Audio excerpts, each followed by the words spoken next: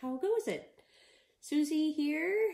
This is my FlossTube channel. This is about mostly cross stitch, but some knitting, some sewing. You just never know what you're gonna get here. It's a virtual smorgasbord. Am I saying it right? I don't know.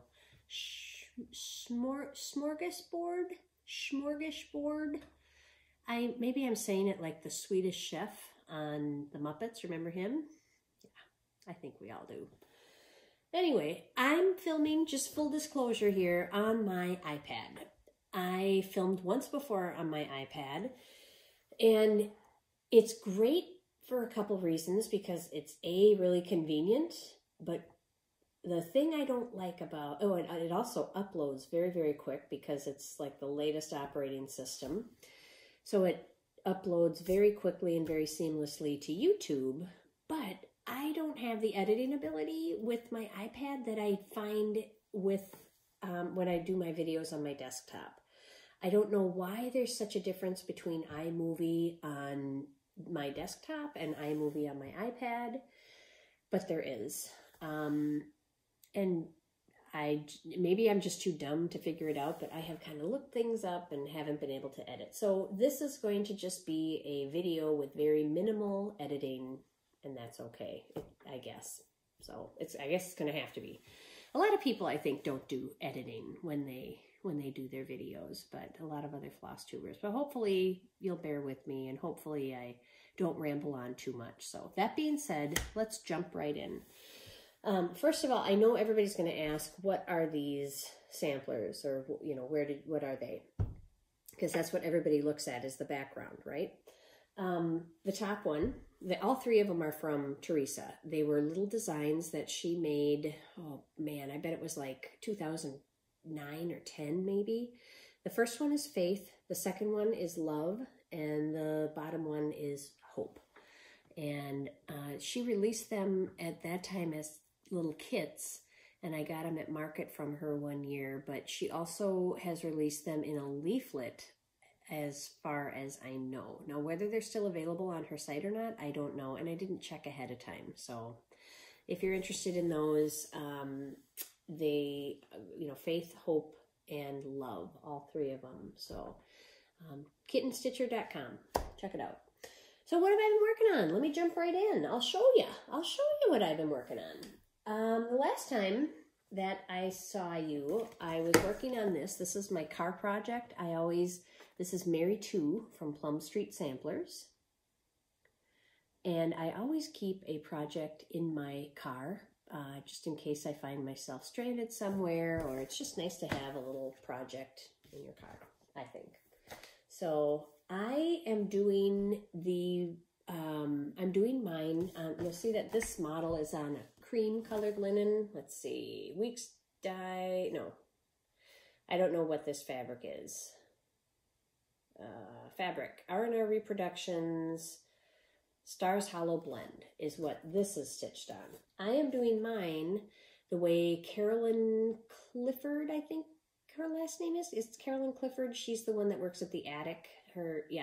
She did this, and she stitched it on Weeks Dye Works Aztec Red. And so I liked her version so much because these little kits come with the threads. So this is what it looks like on the Aztec Red. This is 40 count, and I think it is turning out very, very cute. I'm almost done. I just have the little sleigh to put right there, and I will be all finished. That over one, do you see that over one on the snowman where the buttons are and the mouth and everything? Yeah, that's tiny. It's like really tiny. I don't know how well you can see it, but they're tiny. Okay, so that's that one. And I'm excited about having that one almost done. Just in time for Christmas. Woo! All right. Second that I'm doing, I'm in a goofy mood today. Second one I'm doing is a new start, which I don't have as many whips as a lot of people do, but I hate having whips, but sometimes you have to like go with the creative juju. And so this pattern is from Needlework Press. This is the 1896 Alpha Block Sampler. I'm pretty sure I showed it when I got it on my FlossTube probably last year sometime. And I love it. The first time I saw it, I was like, I need to get that pattern. Needlework Press modified it a little bit. The original sampler, this is based on an original, it's a reproduction. The original had, they're guessing that the blocks were personalizations for certain people. And so there were several duplicate letters. They did it so that they would have one letter of every, of the alphabet on there. And that's what they did. So they modified it that way. Sorry, you guys, my nose is itchy. And I think it's really cool. Now, I modified it even further because this block had 2 letters in it. I decided to use that as the initialization block. So I put my initials down here. And I started in this corner. So I just did my initials, which are S and SR. So I'll move an E or an F up here and an E or an F up here. So I'll probably do F here and E here. Or actually I should do A and E because those are my kids' names. They both, one starts with an A and one starts with an E. So I'll probably do that now that I think about it. But I have S and R down here. Why don't I just show you? How about that? Okay. So this is I put it on my little easel here. I'll have to show you my easel too. It's pretty cool. So this is mine and how it's looking so far. So there you can see I've got my personalization block. And that's how far I am. So I'm doing this with 2 other friends. They are Deb she is Needle and Spoons on Instagram. And her sister Kathy. The 3 of us are doing a little stitch along, and it is a lot of fun, and we have it broken up into a 12-month period, and so that we do like 1 section each month. Now this is my January, and February has been busy for me. I worked my long work week the first week of February, second week of February. Phil and I went to Puerto Rico. And so I didn't want to bring this big thing along. I like to bring like the little tiny stuff, you know, small things that are easy to work on in an airport or on a plane. So I left this one home. So this hasn't been getting much love, but I am hoping to get caught up and get caught, because I have to kind of do this middle section here. I think I've got to do the girl on the seesaw, this right here. So it shouldn't be that hard to catch up, but. So that's my work in progress, new start / new whip, I guess. Let me show you the stand too, that I've got. This is called, I don't know if any of you, if you are quilters, you've probably heard of someone named Lori Holt. She is the one that does, she's got the Farm Girl Vintage, and anyway. It doesn't matter. She is a pattern designer, fabric designer, and she just has adorable little ideas. These little magnets here, sorry, making lots of noise. So this is made of metal.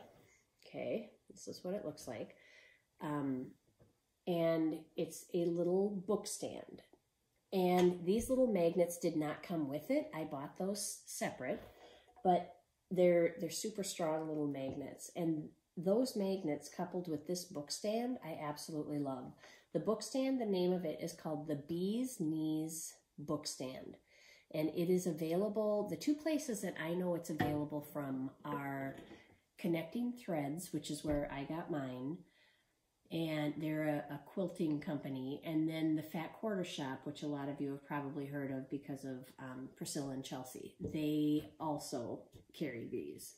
I think it's about, depending on where you buy it, it's, you know, $23 to $25, $28, something like that, depending on where you buy it. The little magnets I found online, and they're called push pin magnets, and they're really strong. They're like, I don't know if they're really quite strong, and they really have a good holding power. I'm not going to open it up, but this has several pages. So I think there's, let's see, 8 pages? I think there's 8 pages, and 2 of them are cardstock. This holds it, I mean, you can see, it holds everything in place. So like I open up my pattern and like it holds it really well. You can see that it does a good job. So these little magnets, I'll put a link to where I found these. I think it was like Magnets for Less, but this is what they look like.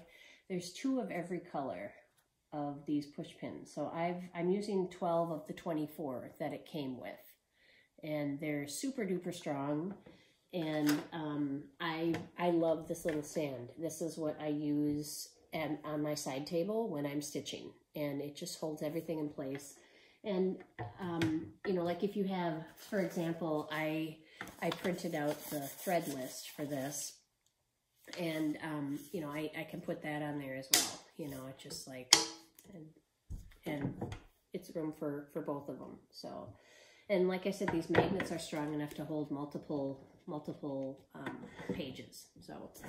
So this was, I guess you could count this as haul because I got this just after Christmas, I believe. So that is a nice little book stand if you're interested or looking for something to hold your patterns. I found it to be very handy.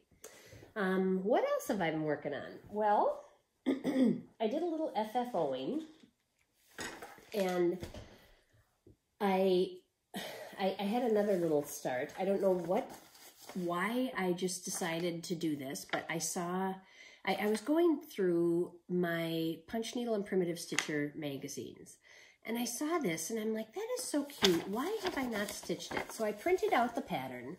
I have, for those of you all know about the Punch Needle and Primitive Stitcher magazine. I know you do. So I printed this out, and I didn't print it in color because I'm cheap and I don't want to use my color stuff. But anyway, it is from Lori Brecklin of Not Forgotten Farm, and it's this little Pinkeep.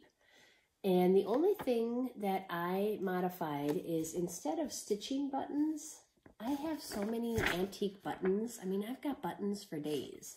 So I decided that I would just sew buttons on instead. So that's what I did. So this is it's almost finished. I have to just stuff it. So here's my little hole that I have to stuff it with. And then I'll explain what I do with this. This is how I cover the hole. But I use something called Steam-A-Seam 2. And I think it's Steam-A-Seam 2 Light. And what that is you can kind of see on the back of this, there is paper. So if I peel this paper up, on the back here, this is sticky. It's this tackiness of like a Post-it note, I would say. And so, and that's what's on the front of this one too. So it's tacky. And so I just stick it on there where I want it. You can pull it off, you can reposition it, and when you get it where you want it, then you take your iron.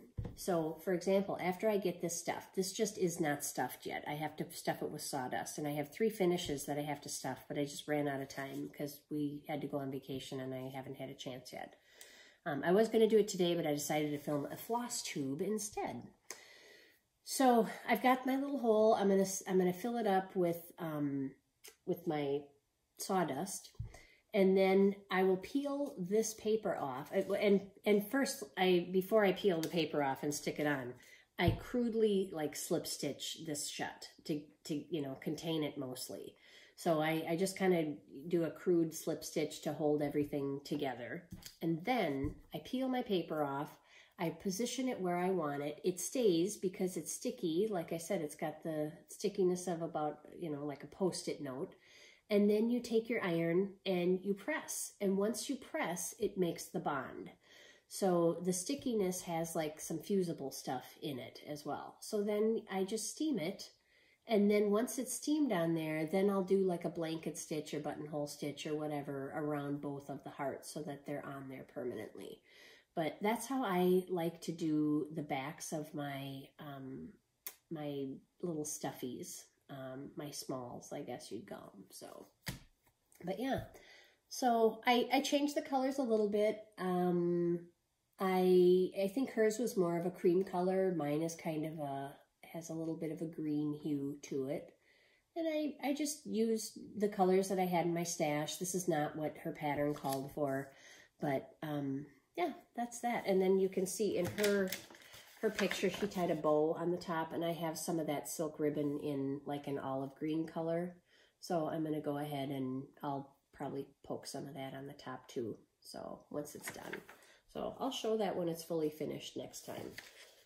So that's that. Lori Brecklin, Not Forgotten Farm. Cute pattern. I've not seen anybody do it, and I just was like, why has nobody stitched this? It's adorable.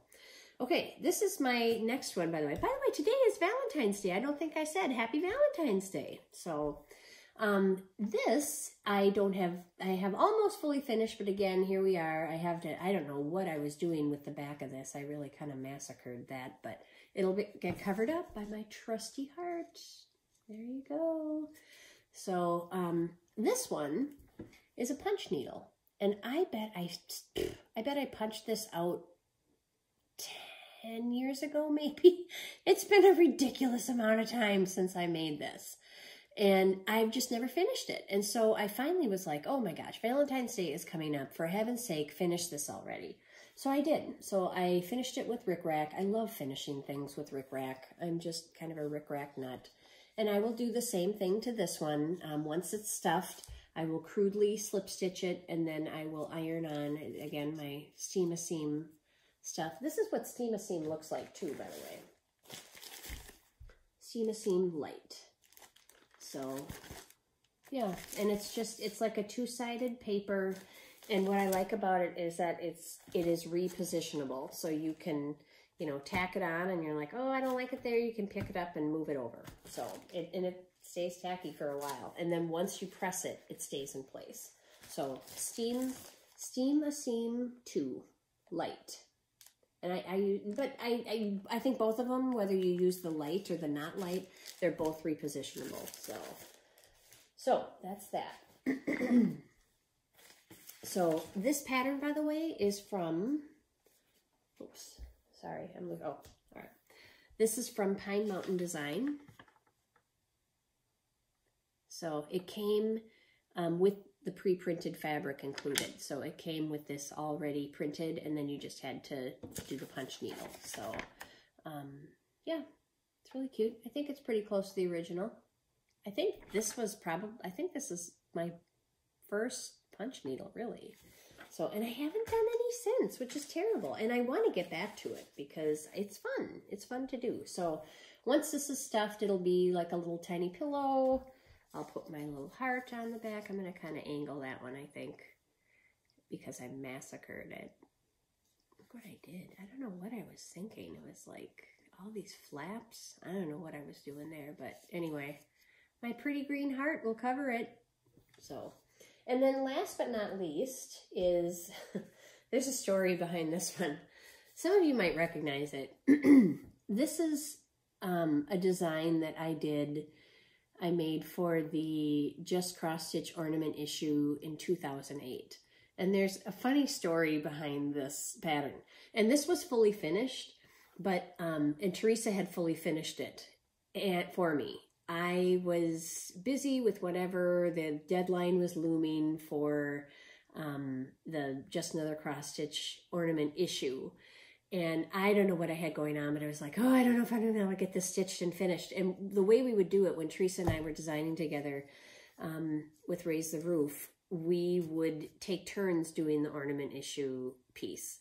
So I did the even numbered years. So this was 2008, and I had the idea a while, you know, it was in my head. And so what I would often do is I would open my design software and I would like roughly sketch something with the design software, and then I would like save it. And I must have done that, and then had the idea in my head. Well, then when I went to print it out, well, I ran out of time, or it was getting short on time, and Theresa was like, why don't you send it to me? I'll stitch it. And which was so nice because she is a very fast stitcher. She's very quick. And I said, that would be amazing. So I printed out Walt the Malt. Well, what I did is when I sketched it quickly, I saved it as something. And then when I went back to retrieve it, I couldn't find it.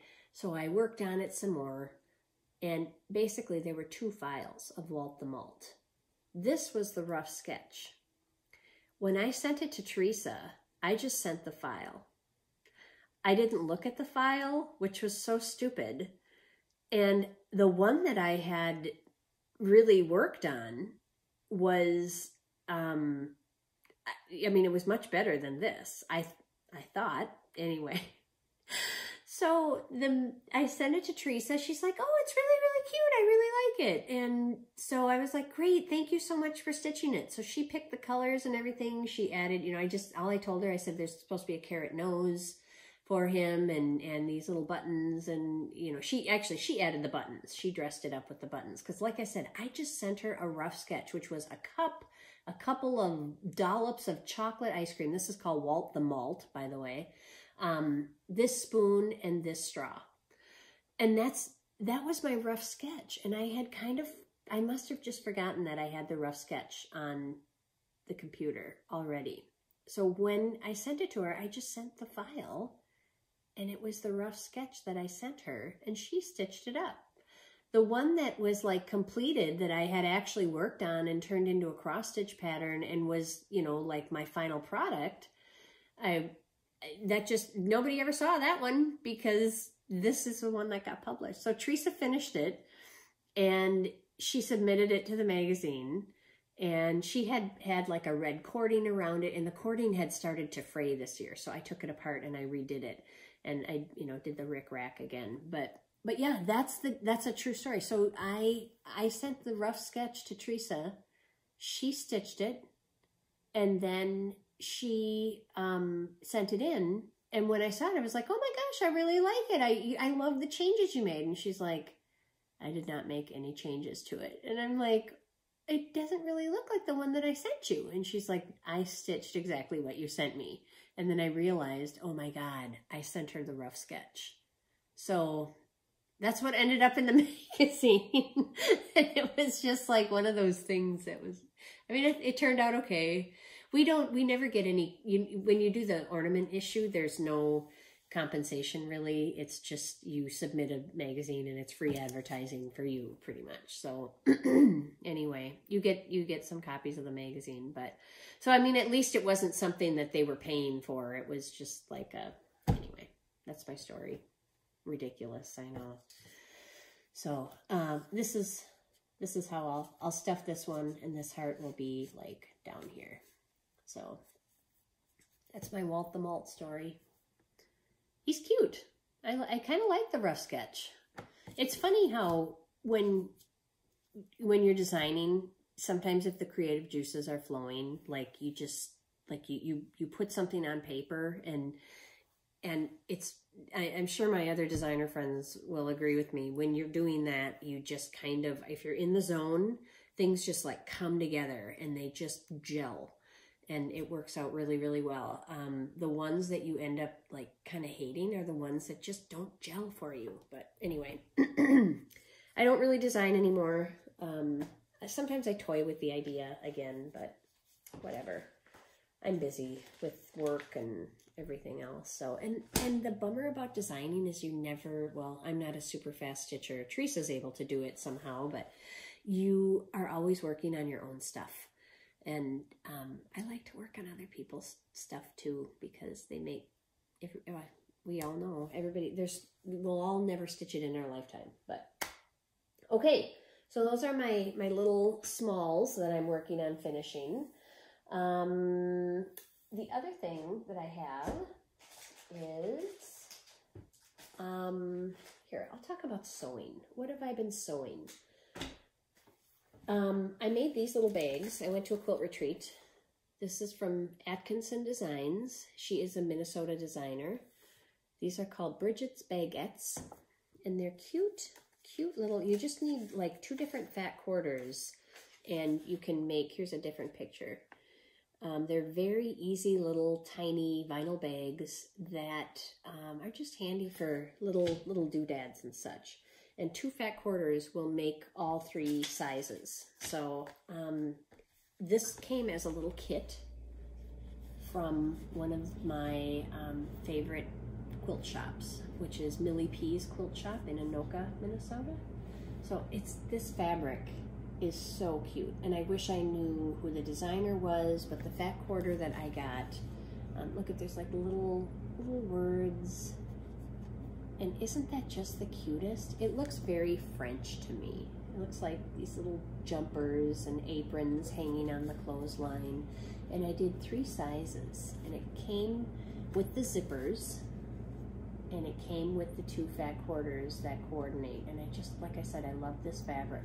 Now the other thing that was really fun that I thought was really, really neat is she tells you, so I don't know if you can see this or not, those are the teeth of the zipper, of the remainder of the zipper that I had trimmed off. So see, like this yellow one, the zippers were quite long. And so you know, once you get it, you trim it to the right size for the bag, and then you have like that many inches left over. And so what she tells you to do is to cut the fabric from the teeth, and you kind of have to peel all those little edges off, kind of like how we peel the weave off of our linen. You peel all those little fine threads off, and then you're left with just the teeth. Can you see that? And she uses those little teeth, as the zipper pull for the bags. And I just thought that was such a clever idea. So I might do that with project bags in the future if I have enough. I mean, you need a little bit, you know, extra.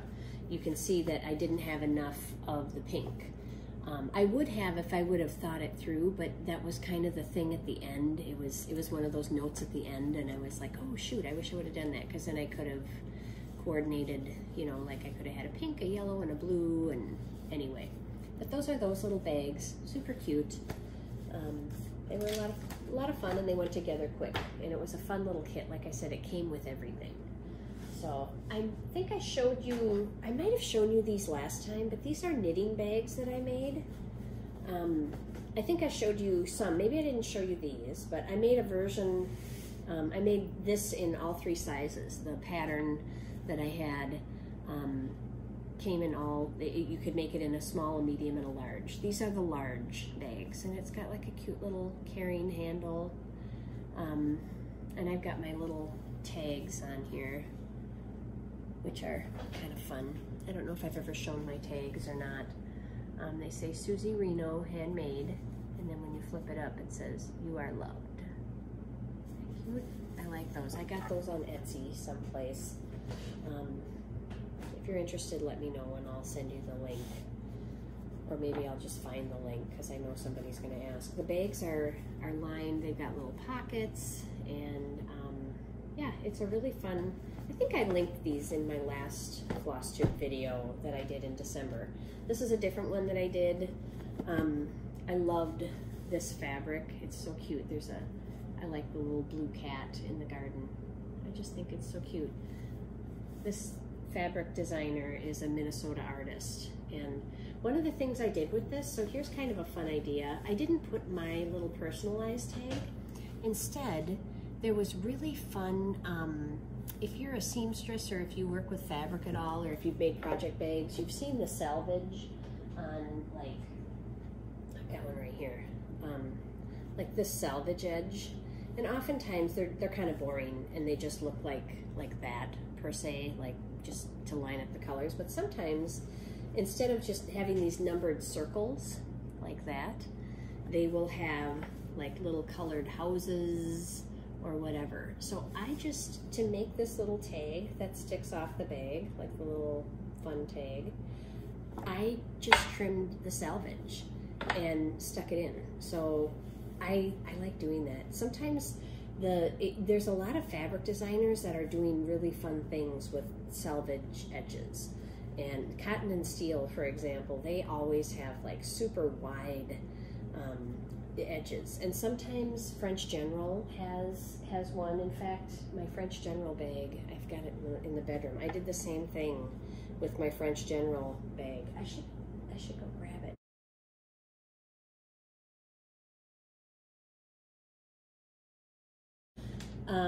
So yeah, that is it. I made a couple of those. I made one more, but I can't show it because I'm going to gift it to someone who watches my channel.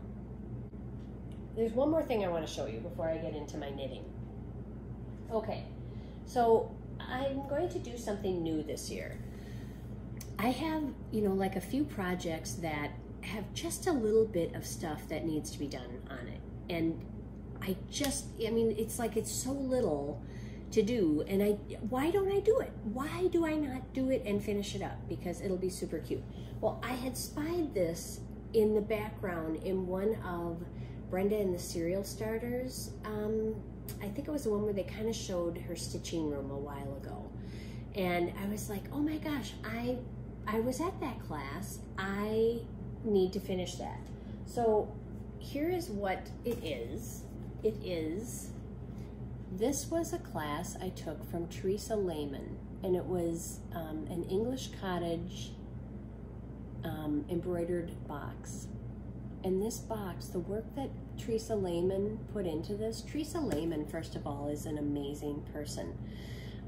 She does all kinds of different things. She does gingerbread houses that are amazing. In fact, a caveat to the gingerbread houses is, do you remember about 3 or 4, maybe 5 years ago, the US Postal Service came out with little gingerbread houses on their stamps? Theresa Layman made those houses. She's phenomenal. I can't imagine what an honor it would have been to have like something you created on a stamp, a US postal stamp. So all 4 of those little gingerbread houses, do you remember those?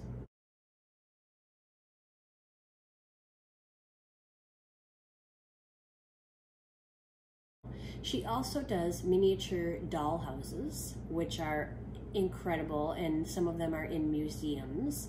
And she also does, she's the one that if you've ever seen, it's not cross stitch, but it's like, I think she does it on, does she do it on cross stitch fabric or not? She does like a series of French knots, like patterns that are like this big. It's sort of the equivalent of a Haid, but with French knots. So the whole picture is made up of French knots, which is mind-blowing to me.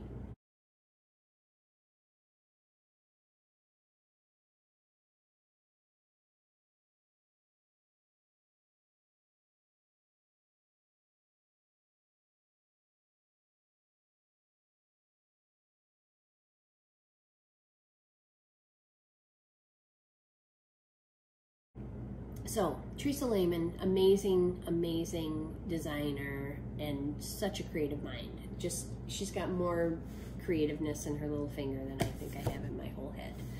So, this little cottage. And Brenda must have been at that class because she had this in her stitching room.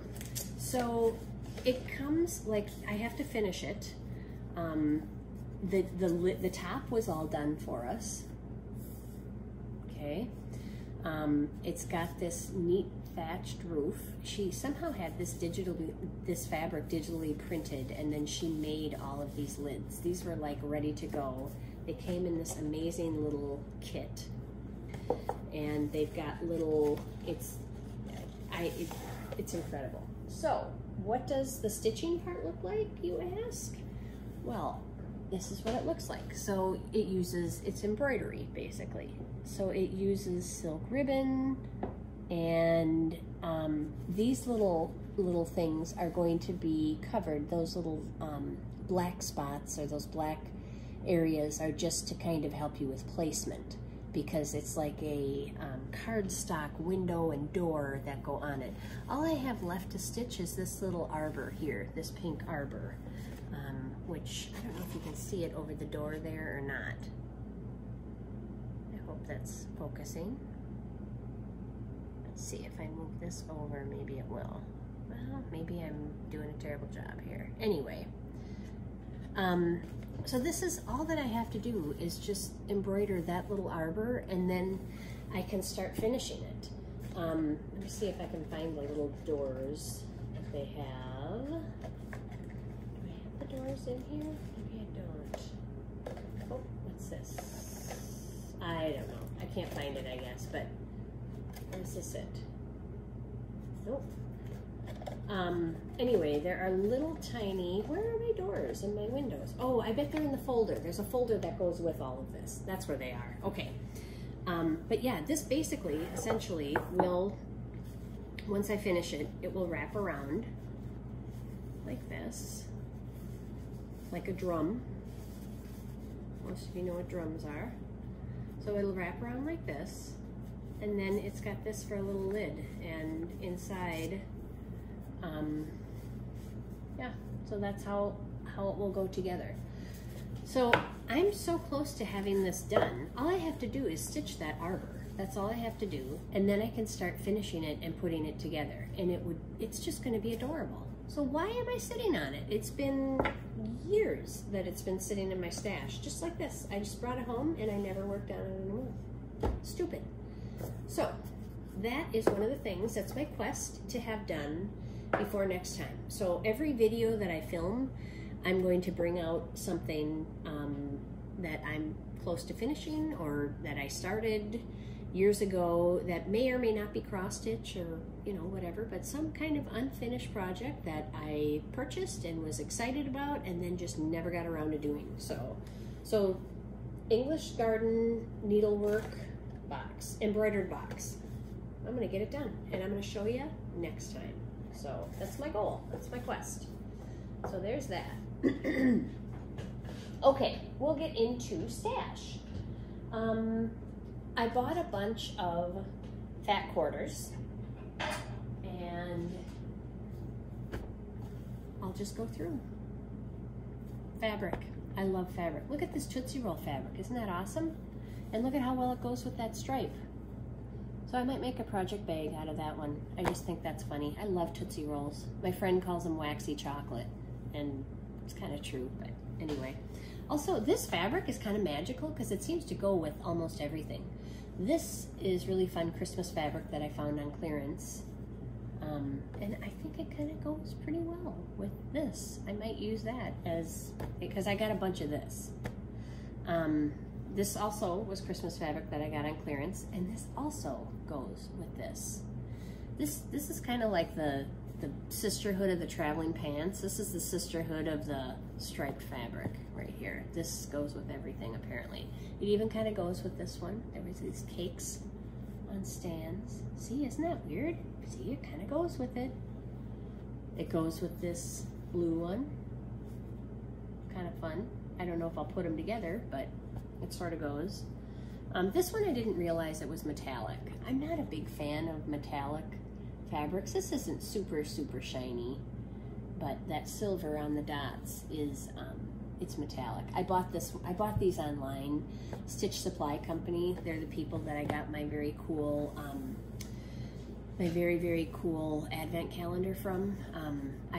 I love their website and I love the fabrics they carry. They just get me. Like we get each other.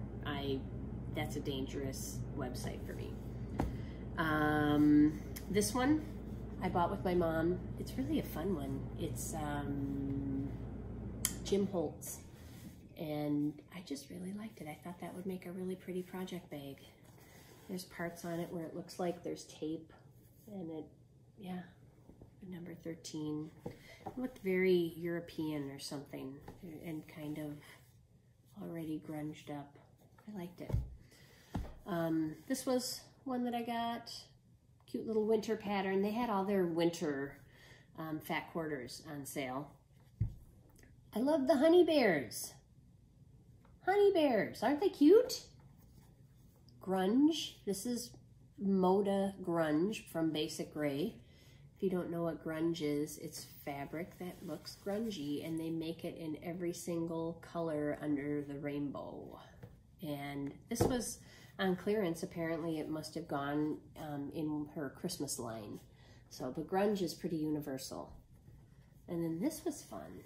kind of Ouija board-like, sort of. It's not a Ouija board, it's just a bunch of different fonts, different alphabets. So I thought that was fun. And then this, ooh, Carrie Bloomston. I love Carrie Bloomston. She's always got like newsprint or something in her fat quarters. Yeah, I like her stuff. She's very fun. This is also Carrie Bloomston. These kind of coordinate. I don't know if you can see. But yeah, she's always kind of got newsprint and neat colors. I like her stuff a lot. This was one that was just kind of fun. Neat little one. And I thought this was really cute. I don't know what I'll use it for, but just a fun little fat quarter with lots of little summery animals. I must have been in a summer mood. But so those are my fat quarter haul, my quilting haul. Here's some fun haul. This fork. I was at a quilt retreat with my mom, and this fork belongs to the retreat center. And I brought it home in my 9x13 pan that had my coffee cake in it. So I have to return this next year. So haul this fork.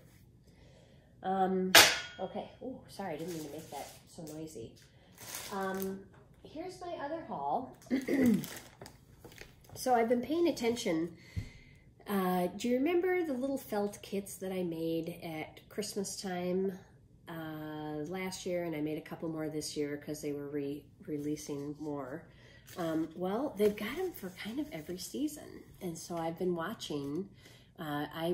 We have this great craft store in St. Cloud, which is just like a half hour from me, Crafts Direct. These kits are the greatest. I love these. So they had a Valentine kit.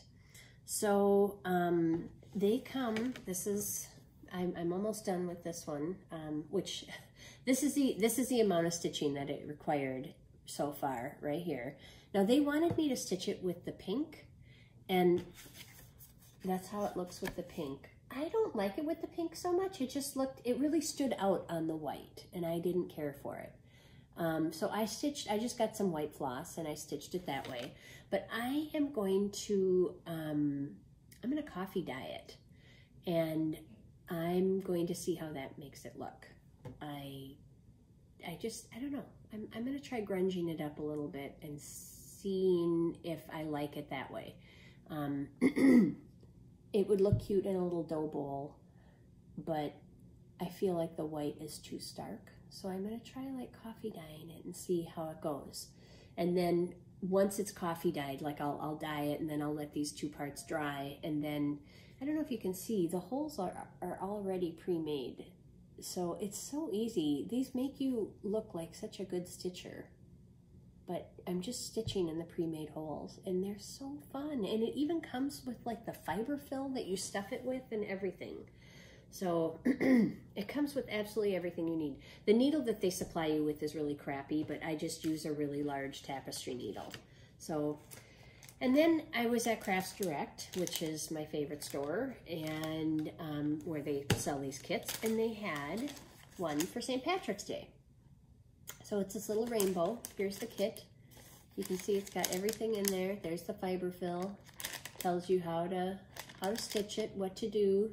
This cardboard is the instructions. Pretty easy. And I'm not a fan of the pink on the shamrock or on the cloud. So I'll probably do the pink on the rainbow. I think it looks all right on the rainbow. And by the way, when I do these, I never put the hanger in. You can put the hanger in if you want to, but I never do. But I think I'll just use green and white for these two when I do it. I change the colors a lot. So yeah, so that one's St. Patrick's Day, and I like that one. And then this one I think I might have shown already. This was last year's Easter one that they had. This is this year's Easter one. So, and the eyes, I was like, oh, the eyes look kind of funny, but they've got beads for eyes on this one this year instead of French knots. And I might just do a French knot. I'll see how it looks. I might do the bead too.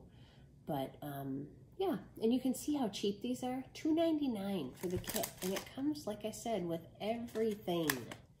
Absolutely everything. Even the fiber fill. You can see the fiber fill in there. And they're almost always either, I think these, the Easter ones, because Easter is so far away yet, these were 30% off.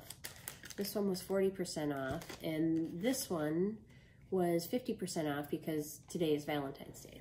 So they're closing out and getting rid of their Valentine's Day stuff. You know how they do that. So this is it for my haul. I don't have any stitchy haul. I kind of feel like I have no business buying any more charts. And also market's coming, and I'm going to Nashville to help Theresa, and I know there's going to be things that are going to have to come home with me.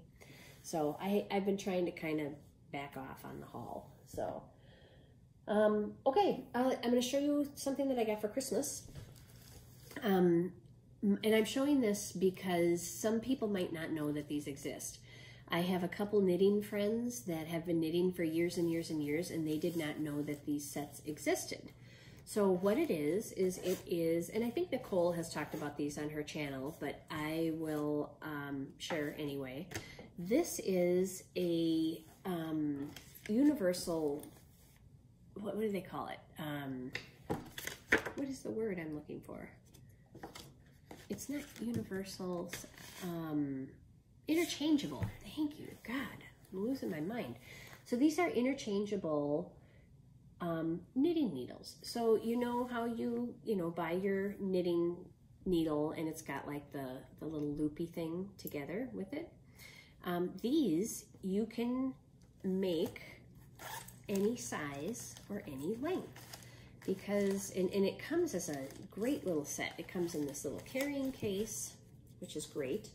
It comes with all of those sizes. I'm using this one right now, and I'll show you what I'm using that on. Comes with your little size, needle size thing. It comes with 3 different sizes of cables for each size. So this side uses these, and these smaller ones use these smaller cables. The only difference is that the connectors are a little different size. You can see these are bigger on the bigger needles, and these are tinier.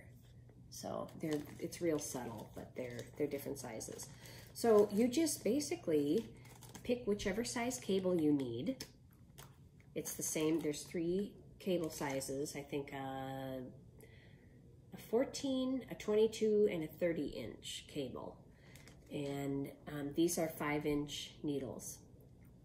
So you just attach whatever needle size to whatever cable size you need, and you're good to go. And it's great. So it is super duper handy, and it even comes with these cute little stitch markers. I bought every company makes their own version. I bought the ChiaoGoo brand because that is I really like their knitting needles. Now I know there are lots of other brands out there that other people also really like. I think they're all pretty comparable. Some are bamboo, which is like made of wood. Some are just a little bit different. They're very, very smooth. I'll show you what they look like. This is the project I'm working on right now. And oops, got them all tangled up here. But you can kind of see how smooth the join is. And if you see that little hole there, can you see that little tiny hole? There's a little, I guess for lack of a better word, a wrench that you kind of put in there, and that's how you tighten it on the cable. You twist it till it's, hand tightened, and then you take that other little thing and you kind of go, and you tighten it just a little bit more so that it doesn't come undone. So that segue will bring me into what am I working on right now. This is my current knitting work in progress. This is called Miss Winkle. And I think you can see, but I'm going to use like a big knitting needle to kind of show what this is going to look like once it's blocked. And actually, maybe I can even show you on the pattern. But once it's blocked, it will, which blocking is when you wet something down, and it will look like there are little like spirals on the edge. So that gives you kind of an idea of what it'll look like. This pattern This is what it looks like, Miss Winkle. Let me take it out of this plastic.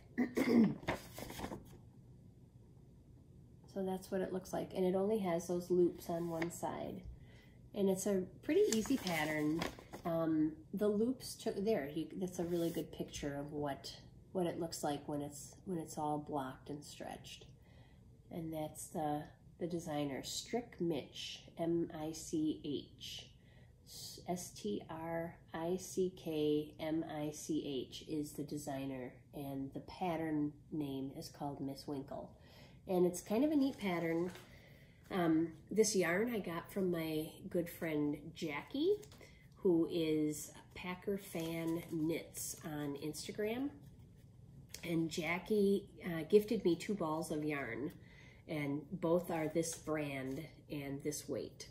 And so it's a fun pattern because you just knit until your ball is gone, and that's what size your shawl will be.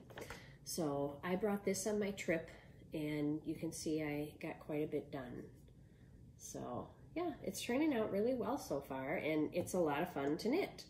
So that's that knitting project. And then I think I showed one that I had started last time, and that is the free-for-all cowl.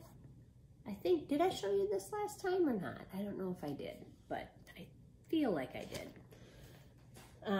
I think I did because I was hoping to get it done by Christmas. So, and it was actually a couple weeks after Christmas, but this is my cowl, and you wear this, if you live in Minnesota, you wear it around your neck like this, and then you zip your coat up and it keeps you nice and warm.